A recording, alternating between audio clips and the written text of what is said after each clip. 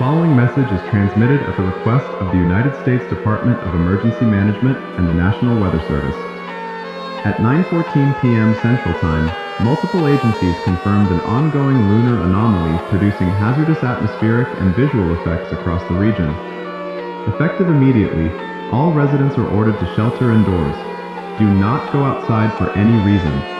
Repeat, do not go outside for any reason.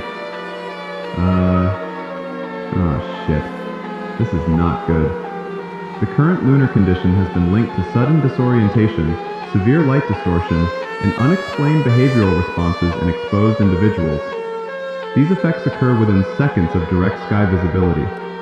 All windows, skylights, and glass doors must be covered at once. Turn off exterior lighting. Remain in interior rooms if possible. Emergency services are temporarily suspended due to unsafe outdoor conditions. Do not attempt to assist others outdoors. Do not investigate the sky. Remain tuned to local media and official channels for further instructions.